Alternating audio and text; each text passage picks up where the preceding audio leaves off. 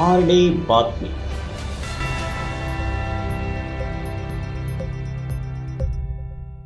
सुरू झालेली आहे आणि नगर शहरात एक मोठा महासंग्राम आपल्याला पाहायला मिळतोय. संग्राम जगताप विरुद्ध अभिषेक कळमकर असा हा लढा होत आहे. महायुतीकडून संग्राम जगताप तर महाविकास आघाडीचे अधिकृत उमेदवार अभिषेक कळमकर आहेत. यावेळेस खासदार निलेश लंके आपल्या सोबत आहेत. सध्या आपण अहमदनगर शहर विधानसभेमध्ये उपस्थित आहोत. कसं पाहता या निवडणुकीकडे? आता सध्या शहराचे वातावरण तयार झालेलं आहे. आपण जर पाहिलं की आपण जे लोकसभेच्या निवडणुका झाल्या होत्या त्यामध्ये आपण जायंट किलर ठरला होता, तर त्याच पद्धतीने अभिषेक कळमकर जायंट किलर ठरतील का?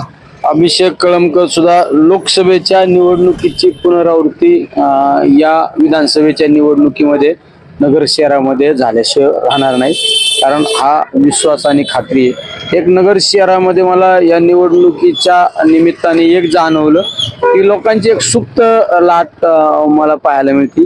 तर बऱ्याच जणांनी मला एका निवडणुकीचा संदर्भ दिला की 10 वर्षापूर्वी नगर शहरामधील महानगरपालिका विनीत पाऊल बुद्धे च्या विरोधात एक निवडणूक झाली होती.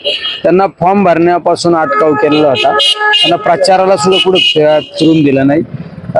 त्यावेळेस त्या मतदारसंघातील त्या प्रभागातील लोकांनी 2000 मतांनी ते सीट निवडून आणलं होतं. तीच पुनरावृत्ती या मतदारसंघामध्ये होणार आहे.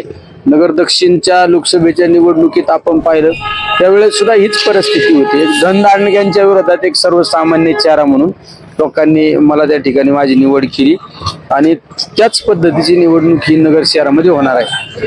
आपण या ठिकाणी पाहतोय की वारंवार आरोप केले जात आहेत की एका दबावाखाली ही निवडणूक होतीये किंवा दहशतीखाली ही निवडणूक होती. नेमकी ती दहशत कोणती आहे? कसल्या प्रकारचा दबाव तुम्हाला वाटतं? नगर शहरवासियांना मी ज्यावेळेस लोकसभेच्या निवडणुकीमध्ये फिरत होतो, माझ्यासमोर बऱ्याच लोकांनी एक प्रश्न मांडला की नगर शहराला एक दहशत दादागिरीपासून मुक्त केलं पाहिजे, भयमुक्त नगर शहर हा सुद्धा नारा आमचे नेते अनिल भैया राठोडांचा होता. कारण या ठिकाणी लोकांना संरक्षण मिळणं अपेक्षित आहे आणि ते संरक्षण निश्चित महाविकास आघाडीच्या माध्यमातून आम्ही येणाऱ्या कालखंडामध्ये देऊ. तुम्ही एका सभेमध्ये उल्लेख केला होता की 12चे 12 आमदार निवडून आणतो, मुंबईला घेऊन येतो.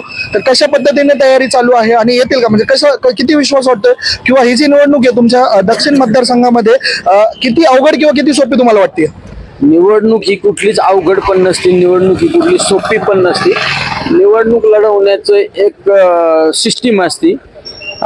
त्या पद्धतीने आम्ही जनतेसमोर जात आहे. शेवट महाविकास आघाडीचा जो अजेंडा आहे तो अजेंडा घेऊन आम्ही जनतेसमोर जात आहे. शेवटचा प्रश्न, नगरच्या विकासाची व्याख्या काय आहे तुमच्यामध्ये? पूर्ण नगर दक्षिण बद्दल आपण बोलतो. नगर दक्षिण मध्ये वेगवेगळ्या भागात वेगवेगळे प्रश्न आहे.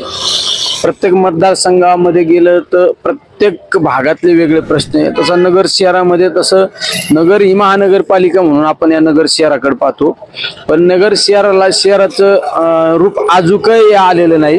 त्यामुळं नगर शहरामध्ये काम करण्यामध्ये सगळ्यात मोठं चॅलेंज आमच्या समोर आहे.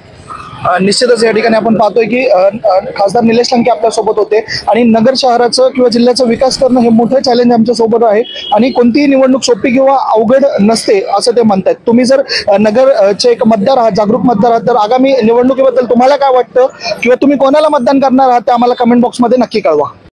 आरडी बातमी.